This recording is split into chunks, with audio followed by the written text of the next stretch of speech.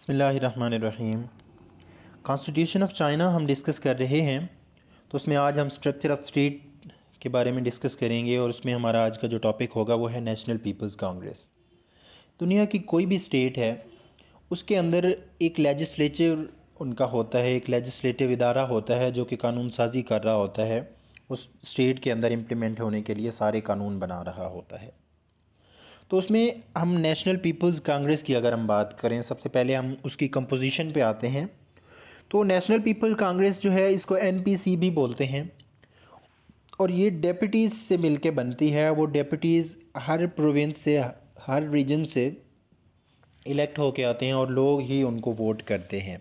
लोग उनको अपना रिप्रेजेंटेटिव बना के लेजिस्लेटिव असम्बली के अंदर भेजते हैं, नेशनल पीपल कांग्रेस के अंदर भेजते हैं ताकि वो वहाँ पे जाके कानून साजी कर सके।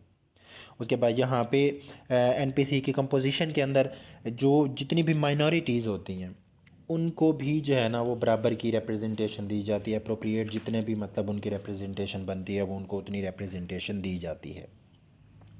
उसके बाद अगर हम इनकी टर्म की बात करें तो नेशनल पीपल कांग्रेस जो है वो 5 साल के लिए मुंतखब होती है और जब उनके 5 साल कंप्लीट होते हैं तो उस टाइम पे जो स्टैंडिंग कमेटी एक होती है उनकी, उन्होंने नए इलेक्शन कराने होते हैं। वो टर्म ख़त्म होने के 2 महीने पहले या 2 महीने बाद। हाँ, अगर कोई इमरजेंसी की सिचुएशन आ जाती है जिसकी वजह से नए इलेक्शन मुमकिन नहीं होते, तो उस सिचुएशन में क्या होता है कि फिर यही जो नेशनल पीपल कांग्रेस है, यही जो असम्बली है, यही जो इसके डेप्यूटीज़ हैं, यही जो वर्किंग उसके जो है ना लेजिस्लेचर बॉडी के रिप्रेजेंटेटिव हैं, वो मज़ीद 1 साल के लिए काम कर सकते हैं। लेकिन 1 साल के अंदर अंदर नए इलेक्शन कराना स्टैंडिंग कमेटी की ज़िम्मेदारी होती है। उसके बाद हम अगर इसके सेशन की बात करें तो नेशनल पीपल्स कांग्रेस जो है उसका साल में एक सेशन होता है। साल में एक दफ़ा जो है ना उन्होंने सेशन बुलाना होता है उसका। उसके बाद हम नेशनल पीपल्स कांग्रेस की पावर्स की अगर हम बात करें तो सबसे पहले नेशनल पीपल्स कांग्रेस जो है उन्होंने कॉन्स्टिट्यूशन बनाने हैं, उनको इनेक्ट करवाना है। उनके अंदर कोई भी पहले का जो कॉन्स्टिट्यूशन बना हुआ है उसके अंदर अगर कोई अमेंडमेंट करनी है तो वो अमेंडमेंट भी नेशनल पीपल कांग्रेस ने ही करनी है।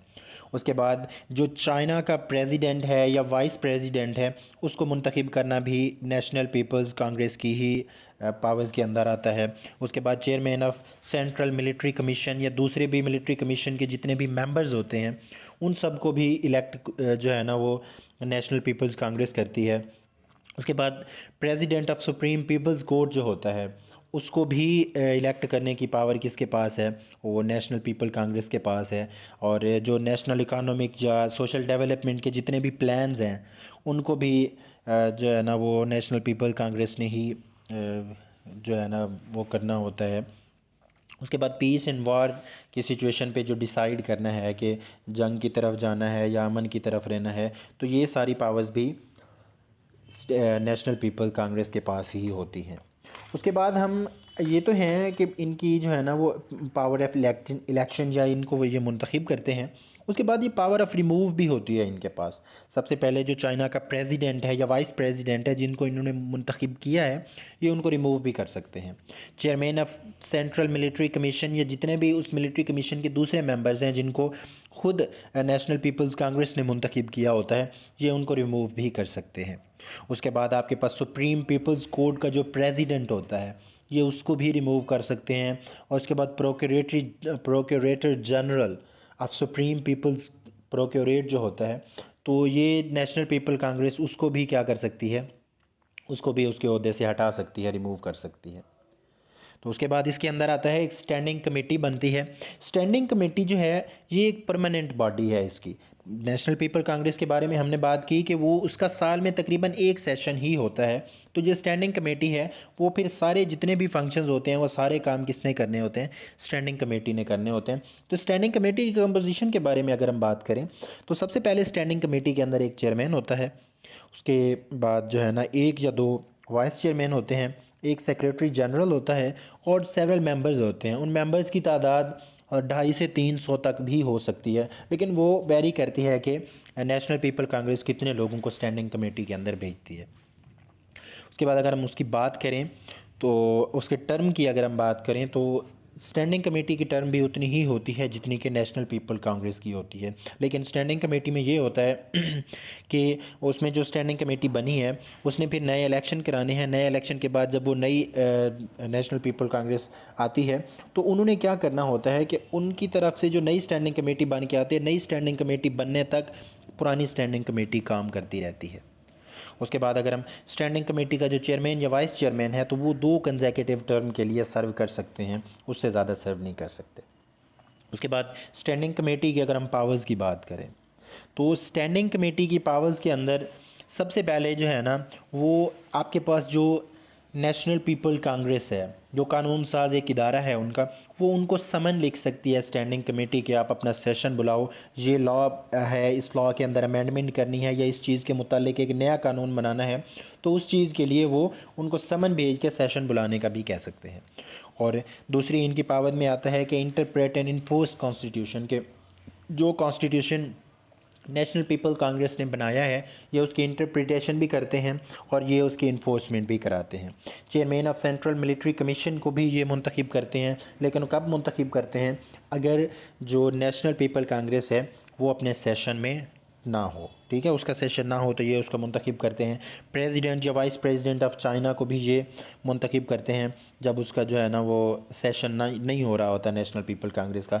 सुप्रीम पीपल्स कोर्ट का जो प्रेसिडेंट होता है ये उसको भी मुंतखब करते हैं, और प्रोक्यूरेटर जनरल जो होता है सुप्रीम पीपल्स प्रोक्यूरेट का, ये उसको भी मुंतखब करते हैं। उसके बाद स्पेशल पार्डन्स की अगर हम बात करें कि कुछ ऐसे जो है ना होते हैं कि माफ़ीनामे कि जिन पे स्टेट के बिहाफ पे जो है ना वो माफ़ीनामे दिए जा सकते हैं, तो स्टैंडिंग कमेटी क्या करती है, स्टैंडिंग कमेटी स्पेशल पार्डन्स भी दे सकती है। उसके बाद पीस एंड वार की जो सिचुएशन जिस तरह से कि नेशनल पीपल कांग्रेस ने डिसाइड करना होता है कि आया उन्होंने जंग की तरफ जाना है या पुरअमन रहना है, तो अगर नेशनल पीपल्स कांग्रेस अपने सेशन में नहीं है, उनका सेशन नहीं हो रहा, तो उस टाइम पे अगर कोई चीज़ इस तरह से डिस्कस करने वाली आ जाती है तो उसको फिर क्या करना होता है, स्टैंडिंग कमेटी ने उस पर डिस्कस करना होता है। तो ये है हमारा आज का कंप्लीट टॉपिक, जब उसकी जो है ना हमने कॉन्स्टिट्यूशन ऑफ चाइना के अंदर हमने उसकी स्ट्रक्चर ऑफ स्टेट की बात करते हुए नेशनल पीपल कांग्रेस को जो है ना आज डिस्कस किया है। सबसे पहले हमने ये देखा है कि नेशनल पीपल कांग्रेस की कंपोजिशन कैसे होती है, फिर उनकी टर्म कितनी होती है, फिर उसके जो डेप्यूटीज़ होती हैं उनकी पावर्स क्या क्या होती हैं, वो पावर ऑफ इलेक्शन क्या क्या होती हैं उनके पास, पावर ऑफ रिमूव क्या क्या होती हैं उनके पास। फिर वो तो थी उनकी जो है ना मेनली वर्किंग बॉडी थी, जो उनकी परमानेंट वर्किंग बॉडी है वो थी स्टैंडिंग कमेटी। फिर हमने स्टैंडिंग कमेटी का देखा है कि स्टैंडिंग कमेटी की कंपोजिशन किस तरह से होती है, उनका एक चेयरमैन होता है, एक वाइस चेयरमैन होता है, एक सेक्रेटरी जनरल होता है, सेवरल मेंबर्स होते हैं, फिर उनकी हमने पावर्स की बात की है। तो ये है आज का हमारा जो है ना complete topic, national people's congress और द कॉन्स्टिट्यूशन ऑफ चाइना। तो उम्मीद है कि ये आपको समझ आ गया होगा।